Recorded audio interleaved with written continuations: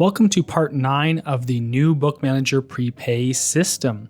In this final part, I will be discussing converting your existing prepays if you were using the negative on hand, selling into the negatives style. So this system is a little more tricky, I guess has a lot more gray area in terms of converting to the new system. The hardest part about it is just identifying what are prepayments. I'm assuming since you've been using the negative on hand system, if you are using that, and since you're not really tracking everything fully through Bookmanager, everything is pre-sold. Maybe a lot of you, most of you I talk to who don't use the on account but use the negative on hands have turned off helds, aren't posting helds from receiving to the point of sale because the held would essentially then sell it again. It would create a double negative. You'd be showing it sold again. Some stores are using the helds and they just use them, delete them, and that's their kind of like pickup notification or their indication in the system as, oh, when something has been picked up that we pre-sold into the negative, you'll find that there won't be a held on their account. But again, there's a mixture of that, or you'll know which one you are. So I will demonstrate some maybe techniques or give some tips on trying to identify all your pre-orders. But again, many of you maybe have a list already of all your pre-orders because since you're selling things in the negative, it may be difficult to identify what are pre-orders. So you've decided to create a list outside of Bookmanager to manage that, in which case that'll make your job a lot easier.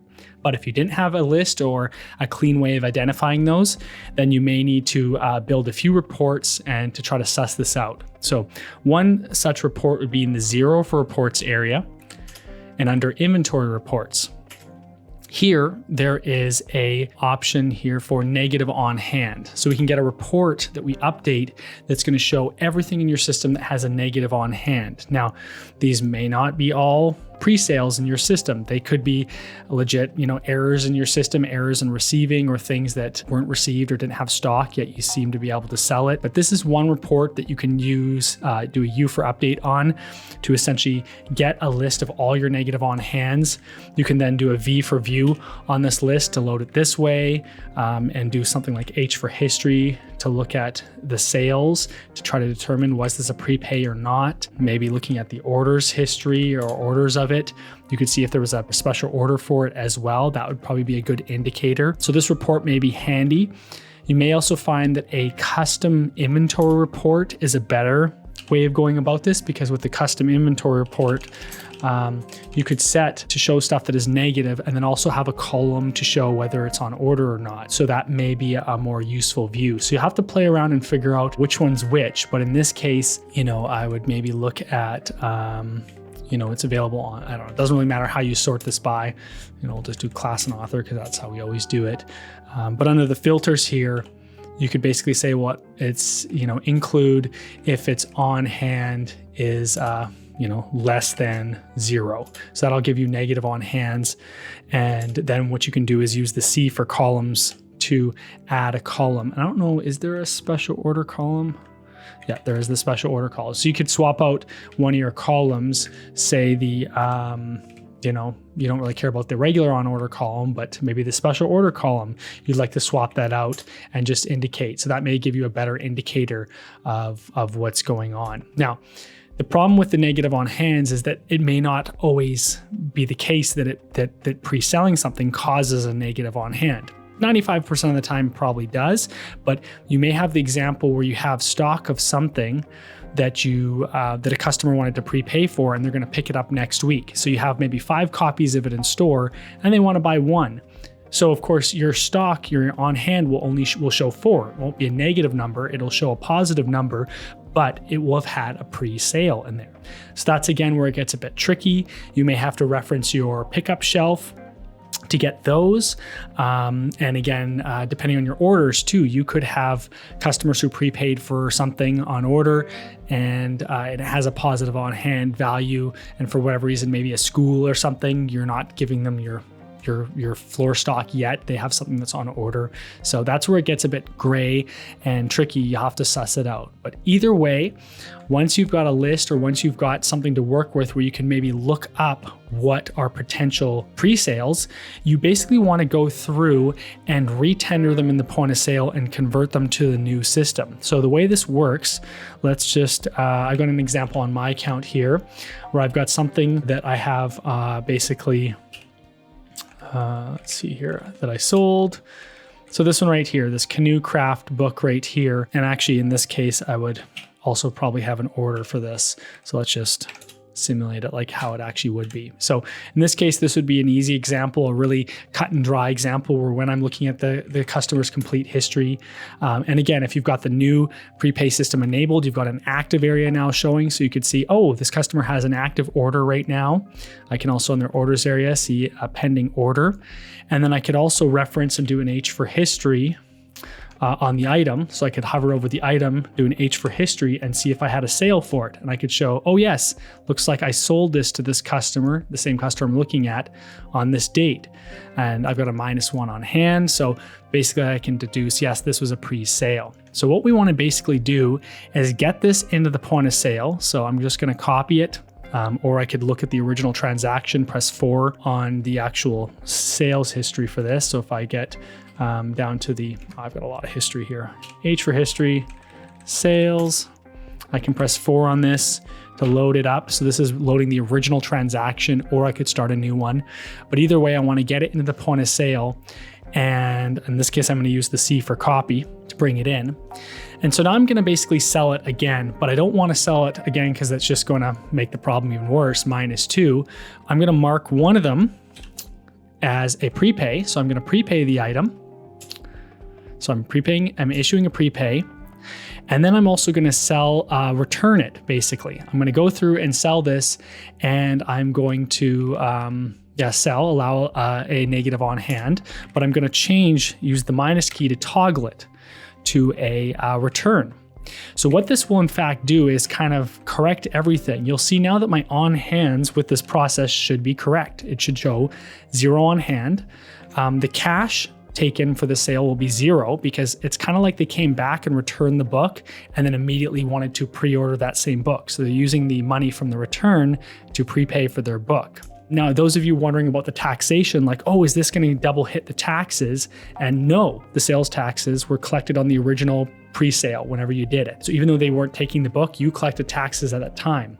This process here will once again collect taxes, but the return will return taxes. So you'll see the net tax total will be 0 for this. So again, the taxes will still have been collected on the original pre-sale date, prepayment date, which is actually how our current new system works. The taxes are collected at the time of original prepayment. And this one will have a net 0 effect on your taxation. So no worries there. So now I'm just going to go right through to tendering and just choose anything. It's arbitrary. I could just choose payment on account or cash or anything. I'm going to page up, and there we go. I have now converted this over to a prepayment. And if the item is on order, the status is resolving itself. It detects, oh, this is a prepay issued. The item's on order. The return on this was what paid for that prepayment. Not an overly difficult scenario to actually deal with once you've found it. It's just finding these items that may be the tricky part. The second part to this is dealing with stuff that has already arrived. So if you have helds or things that are on your pickup shelf, that's again a very similar process here. But in that case, what I would recommend doing is converting those pickups to helds. So when you run through this process, you should end up with something held and ready for pickup. So in that scenario where you have items for pickup that have been prepaid, at that point in time, your on-hand should have resolved themselves. They should have been received, and therefore you won't have a negative on hand for that item. If it's just a kind of a single order for a customer, it's something you don't normally stock, then it's pretty cut and dry. It'll just show that you have 0 on hand. So what we need to do in this case is very similar to the first process, but instead we're going to be left with a held. So in this instance, you're going to have a book on the shelf. So what you want to do is start a new transaction. Get the customer's name in there. You're going to scan that book, and it's going to complain that you don't have any quantity on hand. You've got it in your hand, but you've already sold it, so it's going to say you don't have any on hand. So we're going to kind of create the negative on hand again, but that's all right. What we can do is basically say, oh, well, the customer is returning this. And then we're going to now, and the order doesn't matter if you do it. In the other one, I did the return on the second step. And this one I'm doing it on the first. Doesn't really matter. But this is where I'm now going to scan or copy and paste the ISBN in again to sell it again, except this time I'm going to mark this as a prepay. So I'm going to prepay the item. And there's nothing on order. So that's where there's no O, yellow O at the end, showing that this is just you're prepaying for an item. And then when I go through to tendering, it'll pop up with your usual prepay option here to create a held sale. And this is where you'd say, yes, create a held sale, because they're going to be picking it up at a future date. So again, we're just converting to the new system. And this is where the tender is arbitrary. Just choose anything. If all is done well, it should be $0. And I can just page up to tender. It's saying one item was added as a prepay redeem to that held. And there we go. Now we're all good. We're now converted to the new system. Your on hands are now correct, and that it's showing that you still actually have one total on hand, which you do, but it's held in the point of sale. So nothing's available, but you do now have a total on hand, and that they've got the money that came from that return was used to prepay for this. If I go to the customer's account under the active area, I'm showing a redeemed pickup, like a prepay. I'm ready to go. And essentially that's it. So it's not a hard process for those that are sitting on your shelf. That's the easy one for sure, because they're all physically there.